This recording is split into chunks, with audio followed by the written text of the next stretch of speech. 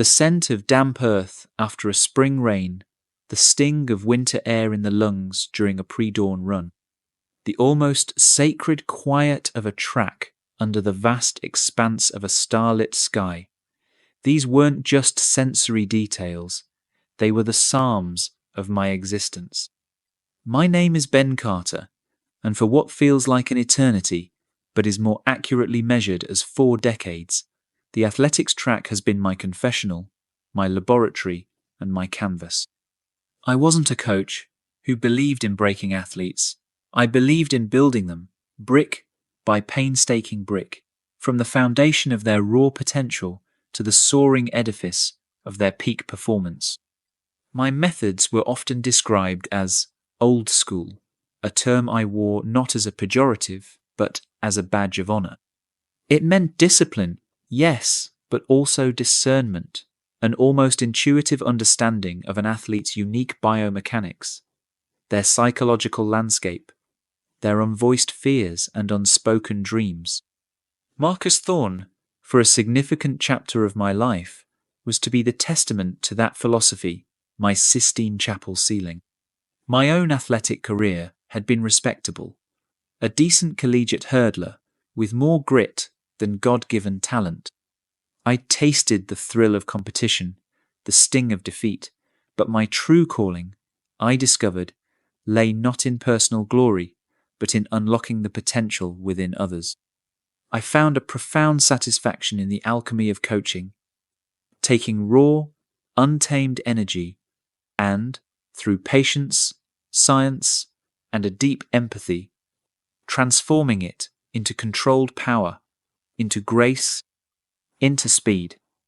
I started coaching at the local high school, then a small community college, gradually building a reputation for developing talent, for seeing the champion hidden within the awkward adolescent. I first encountered Marcus Thorne at a sprawling, chaotic all-state qualifying meet. He was 14, a cultish tangle of limbs that seemed to move in several directions at once. He was running the 200 meters. His start was atrocious, his form a study in wasted motion, yet he blazed down the track with a raw, untethered velocity that made me catch my breath. He didn't win. He burned out spectacularly in the final 50 meters, his undisciplined energy deserting him. But in those fleeting seconds of pure, unadulterated speed, I saw it, that rare, electrifying spark. The kind of talent that comes along once in a coaching lifetime, if you're lucky. His parents, David and Sarah Thorne, were good, hard-working people. He a mechanic, she a nurse's aide. They were immensely proud of their son, but bewildered by the arcane world of competitive athletics. When I approached them after the meet, offering to work with Marcus to channel that wild talent, they were hesitant at first, perhaps intimidated by my reputation, however modest it was then. But Marcus, even at 14, had a hunger in his eyes, a fierce desire to win that resonated with something deep within me. Those early years with Marcus were an immersion. We didn't just train, we sculpted. We spent endless hours on that worn, sun-blistered track at Oak Haven High. We deconstructed his sprint, every single phase, from the explosive power out of the blocks to the subtle lean at the tape. I filmed him, analysed his gait cycle, adjusted his arm drive by millimeters, taught him the crucial art of relaxation at top speed. I was a biomechanist, a kinesiologist, a sports psychologist, and often a chauffeur and a provider of post-training snacks. He was a voracious learner, absorbing information like a sponge, his body responding to the training with an almost preternatural speed. Beyond the physical, we worked on the mental game. Marcus was naturally confident, but it was a brittle confidence, easily shaken by setbacks. I taught him visualization, resilience, the art of turning pressure into fuel. We talked about legacy, about the responsibility that comes with great talent. I shared stories of the athletic giants who had come before, their triumphs, their struggles, the discipline that underpinned their greatness. I wasn't just building a sprinter. I was trying to build a champion, in character as well as in speed. Our bond deepened. He'd share his teenage anxieties, his dreams that stretched far beyond the confines of Oakhaven.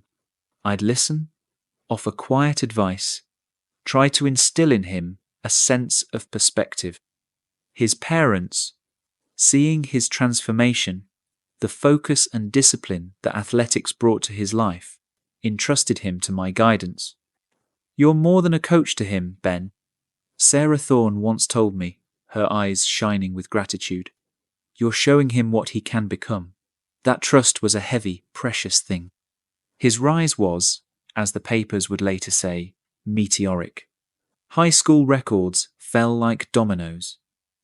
Then state championships, national junior titles. The college scholarship offers became a deluge. He chose a powerhouse track and field university on the West Coast, a program known for producing Olympians. But he made it a condition of his signing that I remain his core coach, his primary architect. The university coaches, initially skeptical of this small-town mentor, soon came to respect our synergy, our shared language of training. I'd fly out for crucial training camps, consult with their staff, but the overarching plan, the philosophy, remained ours. The NCAA championships were a stepping stone. Then came the Olympic trials. The pressure was immense, the spotlight blinding. Marcus, now a young man, sculpted and powerful, handled it with a newfound maturity. He ran with a controlled fury, his technique, once so raw, now a thing of beauty, a testament to years of relentless, focused work. He made the team. The Olympic Games. It's a phrase that still sends a shiver down my spine. The roar of the crowd in that colossal stadium, the flags of all nations, the weight of a lifetime's ambition concentrated into a few fleeting seconds. Marcus was magnificent. He ran with the heart of a lion, the grace of a gazelle. Gold. As he stood on that podium, the American anthem swelling, the heavy gold medal around his neck, his eyes found mine in the stands. He gave a small, almost imperceptible nod, a shared acknowledgement of the journey, of the dream realized. In the whirlwind of post-victory interviews, amidst the flashing cameras and shouted questions, he never failed to mention me. "Coach Carter," he'd say, his voice thick with emotion. "He saw something in a clumsy kid from Oakhaven. He built me. This medal is as much his as it is mine." Those words, broadcast to the world, were my own gold medal. The quiet satisfaction of a craftsman seeing his creation achieve its ultimate potential. The aftermath of Olympic glory was a different kind of whirlwind. Endorsement deals materialized overnight. Sneakers, sports drinks, cereal boxes, even a short-lived attempt at a clothing line. Marcus was no longer just an athlete. He was a brand, a celebrity. He moved into a sleek condo in LA, acquired a fast car, and an even faster entourage of agents, publicists, and hangers on. I was happy for him, of course. This was the reward for his talent, his dedication. I remained in Oakhaven, running my small coaching academy, content to be the quiet architect behind the superstar. Our communication, understandably, became less frequent. He was a busy man, pulled in 1,000 directions. The first subtle shift came when he started questioning our established training programs, the ones that had taken him to Olympic gold. He'd forward articles about revolutionary new techniques being used by other athletes, techniques often peddled by coaches with more flair for self-promotion than for sound physiology. He started talking about Coach Valerius. Dimitri Valerius was a name that had been making waves in the track world. He was a charismatic, media-savvy coach, originally from Eastern Europe, with a stable of high-profile, if somewhat controversial, athletes. His training methods were shrouded in secrecy, rumored to involve unorthodox supplements, extreme altitude training, and a focus on explosive, short-term gains, sometimes at the expense of long-term health and consistency. He was a showman, always ready with a soundbite for the press, his athletes often appearing in glossy magazine spreads. He was, in every conceivable way, my antithesis. Marcus began to mention Valerius more often. "He's working with Anya Petrova now, coach. She just broke the European record." Or, "Valerius has this new isokinetic machine. Apparently, it adds 2/10 to your start." I tried to gently steer him back to our proven methods, to remind him of the importance of sustainable progress, of listening to his body. But there was a new restlessness in him, a hunger for something more, something faster, something Valerius seemed to be offering. The actual announcement of his defection wasn't delivered with the respect or courtesy our decade-long relationship deserved. There was no difficult phone call, no awkward face-to-face meeting. I learned about it the way the rest of the world did, from a screaming headline on a major athletics news website. "Marcus the Meteor Thorne joins Valerius's elite squad. Time to unlock my ultimate potential," says Olympic champ. The accompanying article contained the quotes that felt like a knife twisting in my gut. Coach Carter was instrumental in my early development, and I'll always be grateful for the foundation he provided. Marcus was quoted as saying, "But an athlete must always seek to evolve. Coach Valerius's innovative, science-driven approach and his unparalleled resources are what I need to reach the next stratosphere of performance. This is about pushing boundaries, about becoming legendary." Early development. Foundation. The words were a deliberate, public diminishment of my role, of our shared journey. 10 years of my life, of pouring my knowledge, my passion, my belief into him, reduced to a footnote in his grand new narrative. In subsequent interviews, orchestrated by Valerius's slick PR team, the narrative was solidified. Marcus Thorne, the prodigious talent, had outgrown his small-town coach. Ben Carter was a relic, a stepping stone. Valerius was the future. The betrayal wasn't just professional, it was deeply personal. It felt like a repudiation of everything we had built together, a severing of a bond I had believed was as strong as steel. My phone rang incessantly with calls from journalists, seeking my reaction. I issued a brief, dignified statement, wishing Marcus well, refusing to be drawn into a public slanging match. But privately, the wound was deep, festering. My small coaching academy in Oakhaven, which had enjoyed a period of increased interest due to its association with an Olympic champion, saw a noticeable decline. Young athletes and their parents began to parrot the media narrative. Coach Carter was good, but perhaps his methods were traditional, old-fashioned. I didn't wallow, or rather, I didn't allow myself to wallow for long. The track was still my sanctuary. I still had other athletes to guide, young hopefuls who looked to me with trust in their eyes. But a certain light had gone out. The joy felt muted, the passion tinged with a lingering bitterness. For a couple of years, I watched Marcus's career under Valerius from a distance.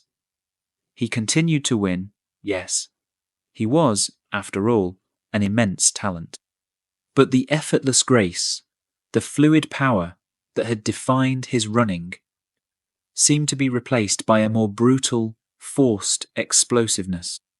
His times, while still world-class, didn't show the quantum leaps Valerius had implicitly promised. And then the injuries started. A nagging Achilles tendonitis, a torn hamstring, the kind of injuries that often result from overtraining, from pushing the body beyond its natural limits without adequate recovery, without the meticulous attention to foundational strength and flexibility that had been the cornerstone of our work. It was during this period, while I was navigating my own quiet disillusionment, that Leo Maxwell first shuffled onto my track. He was the antithesis of the young Marcus Thorne. 17, reed thin, with an almost apologetic posture and a shock of unruly brown hair that constantly fell into his eyes. He wasn't a natural. He didn't possess that blinding, God-given speed. He was a mid-pack runner from a neighbouring, even smaller town whose high school coach had recently moved away. He'd come to me on the recommendation of a fellow teacher with a polite, hesitant request. "Mr. Carter, sir, I know you're a busy man, but could you maybe just watch me run? Give me a few pointers?" There was no entourage, no parental pressure, just a kid with a pair of worn-out spikes and a quiet, almost desperate hunger in his eyes. Something about his earnestness, his lack of pretense, resonated with me. Perhaps it was a reaction to the glitz and betrayal of the Marcus Thorne saga. I agreed to watch him. His form was earnest. He tried hard, too hard, every muscle straining, his stride choppy, his energy inefficiently expended. But what he lacked in natural talent, he made up for in an almost unnerving capacity for focused work. When I gave him a small technical correction, a slight adjustment to his foot plant, a reminder to keep his shoulders relaxed, he listened with an intensity that was startling. He didn't just hear the words, he absorbed them, processed them, and immediately tried to implement them.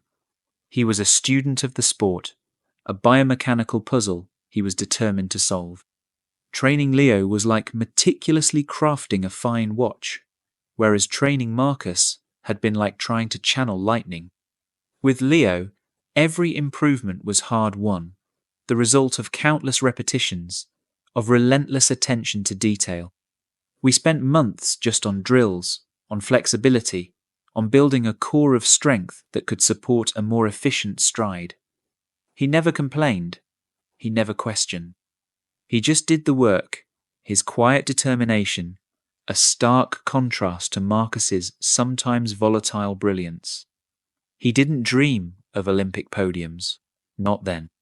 His initial goal was simply to break 11 seconds in the 100 meters, a significant barrier for him. Slowly, almost imperceptibly at first, Leo began to transform. The choppiness in his stride smoothed out. His times began to fall, hundredths of a second, then tenths. He learned to harness his energy, to run with a relaxed power that was beautiful in its efficiency. He didn't have Marcus's explosive start, but he developed an incredible ability to accelerate through the middle phase of the race, his form holding true while others began to falter. He was, I realized, an endurance sprinter, a rare breed.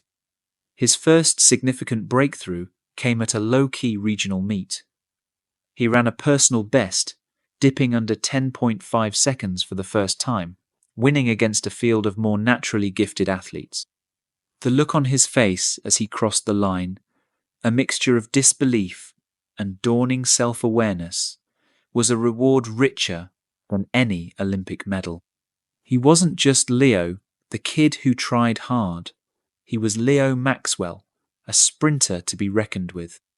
Over the next 3 years, Leo's ascent was steady, methodical, built on a foundation of unglamorous hard work.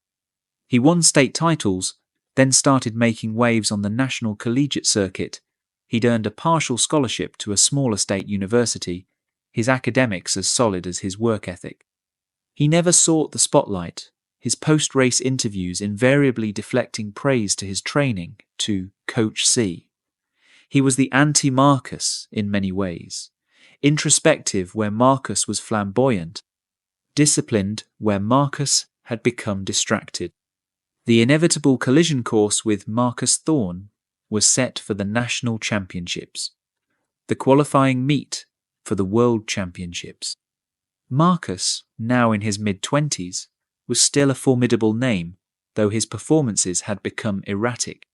He was still with Valerius, though the relationship, according to industry gossip, was strained. The media, always hungry for a narrative, played up the master versus apprentice angle, or rather, former coach's new hope versus fallen golden boy. The atmosphere in the stadium that day was electric.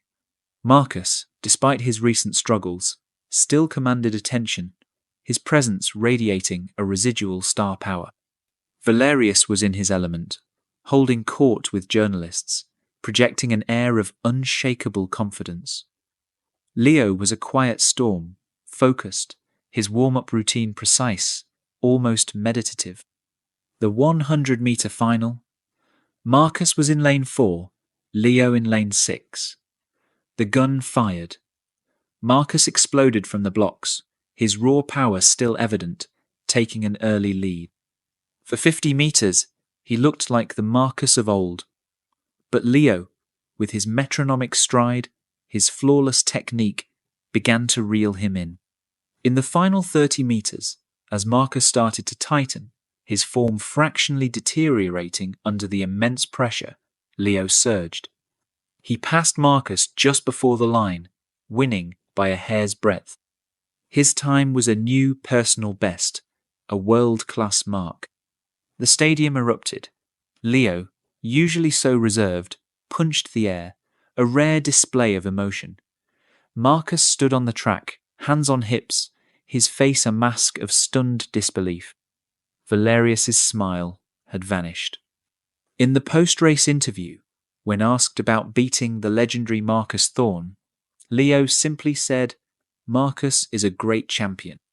I just ran my race, the race Coach Carter taught me to run." The subtle emphasis was not lost on those who knew the history. That victory catapulted Leo into the international spotlight. He was no longer an underdog, he was a genuine contender. Marcus, meanwhile, seemed to unravel. He failed to qualify for the World Championship team in his other events.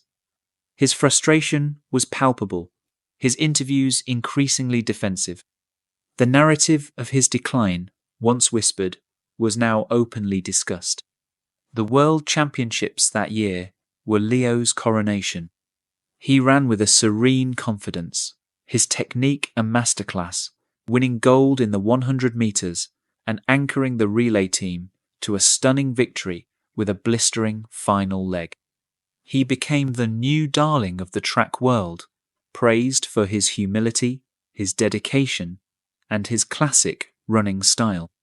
And in every interview, without fail, he credited me.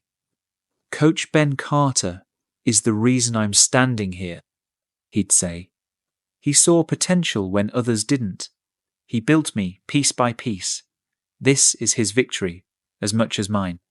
The public acknowledgement was gratifying, of course. It was a vindication of my methods, a quiet answer to the narrative Valerius and Marcus had tried to spin years before. My coaching academy flourished anew. Young athletes, inspired by Leo's story, sought out my guidance, understanding that true success is built on foundations, not fads. Marcus Thorne's career, sadly, continued its downward spiral. Injuries plagued him. He parted ways with Valerius. He attempted a few comebacks with other coaches, but the magic was gone, his body, and perhaps his spirit broken by years of pushing too hard, too fast, without the underlying structural integrity. He faded from the headlines, another cautionary tale in the unforgiving world of elite sport. It was nearly 2 years after Leo's World Championship triumph that I received the call. An unfamiliar number, a hesitant voice. "Coach Carter?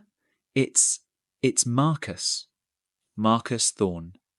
A wave of complex emotions washed over me. Surprise, a lingering echo of old hurt, but also, unexpectedly, a sense of weary empathy. "Marcus," I said, my voice neutral, It's been a long time. Yeah, coach, it has. A pause filled with unspoken things. Listen, I know this is a lot to ask, but I was wondering if you might have some time. Just to talk. Maybe get a coffee? My treat, of course. We met at a nondescript diner off the interstate, far from the prying eyes of the sports world. The man who sat across from me was a ghost of the golden boy I remembered. The arrogance, the swagger were gone, replaced by a haunted look, a premature weariness in his eyes. He was heavier, out of shape, the fire that had once burned so brightly now reduced to dull embers. He stumbled through an apology. It wasn't eloquent, but it was raw, painfully sincere. He spoke of his regrets, the blinding allure of fame and Valerius's promises, the pressure to always be faster, better, more. He admitted he'd been a fool, arrogant and ungrateful. He talked about the injuries, the loneliness of his decline, the realization that he'd thrown away not just a coach, but a mentor, a friend. Valerius. He almost destroyed me, coach, Marcus said, his voice barely a whisper. He pushed me too hard, filled my head with shortcuts. I forgot everything you taught me about listening to my body, about building a base. I just wanted more, faster. And I disrespected you, publicly. I can never take that back, and I am so sorry. He looked down at his hands, clenching and unclenching them on the tabletop. I don't expect you to forgive me. I wouldn't blame you if you told me to get lost. I listened, saying little. The years of hurt, slowly, almost imperceptibly, beginning to recede, replaced by a profound sadness for the wasted talent, the broken dreams of the young man sitting before me. He had made terrible choices, yes. He had betrayed my trust, my dedication, but he was also paying a heavy price. What do you want, Marcus? I finally asked, my voice gentle. He looked up, a flicker of desperate hope in his eyes. I just want to run again, coach. Not for medals, not for fame. I know that ship has sailed, but just to feel that joy again. The joy you first taught me. To run clean, to run right. I don't know if my body can even take it anymore, but I have to try. And I can't think of anyone else I would trust to guide me, even if it's just for a few jogs around the old Oakhaven track. The request hung in the air. Forgiveness is a complex terrain. Trust, once shattered, is a mosaic painstakingly pieced back together, its cracks always visible. Could I coach him again? Did I want to? The old coach in me, the one who saw potential even in the most broken of athletes, stirred. This wouldn't be about chasing Olympic glory. This would be about something far more fundamental. Redemption, perhaps, for both of us. I thought of Leo, his quiet strength, his unwavering loyalty. He was a testament to one kind of coaching success. Perhaps Marcus could be a testament to another, the quiet, unglamorous work of rebuilding, of finding a second wind not in victory, but in the simple act of putting one foot in front of the other, with integrity, with humility. The Oakhaven track is still there, Marcus, I said slowly, a decision forming in my mind, a decision that surprised even myself. It's seen a lot of miles, a lot of sweat. Maybe it has a few more left in it for you. We can start slow, no promises, just one step at a time. A watery smile broke through the weariness on his face. Thank you, Coach C, he whispered. Thank you. The track, I knew, was a great leveler. It didn't care about past glories or past mistakes. It only cared about the effort, the honesty of the stride. And perhaps, just perhaps, on that worn polyurethane, amidst the scent of rubber and resilience, Marcus Thorne could begin to find his way back, not to the top of the podium, but to a different kind of finish line, one marked by self-respect and a hard-earned peace. And I, Ben Carter, would be there, as I had always been, a coach, a guide, a quiet witness to the enduring, often painful, but ultimately rewarding journey of the human spirit.